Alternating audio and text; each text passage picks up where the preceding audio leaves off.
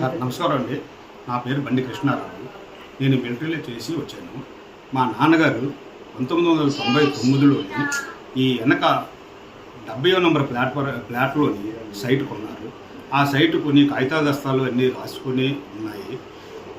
ఇప్పటి వరకు మేమేం చేయలేదనేసి మా స్థలంలోని మేము ఒక రేకుల షెడ్ వేసుకొని స్థలంలో రేకుల షెడ్ వేసుకొని ఉన్నాము. దీన్ని కొంతమంది వచ్చి రేకుల షెడ్ని తీసేసి ఇది మా స్థలం అని వచ్చారు. మా స్థలం గల ఫోటోలు ముందు నుంచే ఉన్నాయండి. మా స్థలంలో ఉన్న ఫోటోలు రేకుల షెడ్ వేసుకొని ఉన్నాము.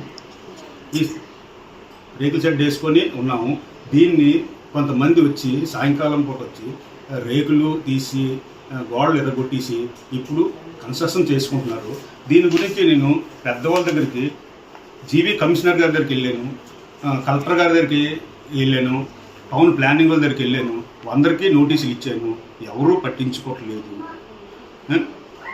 మా లాయర్ గారు నోటీస్ ఇచ్చారు, లాయర్ గారికి నోటీస్ ఇచ్చినా పట్టించుకోలేదు. దీనికి ఇప్పటి వరకు అలాగే వాళ్ళు కన్స్ట్రక్షన్ చేస్తున్నారు. కన్స్ట్రక్షన్ ఆపమనేసి చెప్పాం కానీ ఎవరూ అందించట్లేదు. నేను మిలిటరీలో చేసి 20 సంవత్సరాలు మిలిటరీలో చేసి వచ్చి ఇంత ఇదిగా ఉన్నా సరే నాకు పెద్దవాళ్ళు ఎవరు న్యాయం చేయట్లేదు.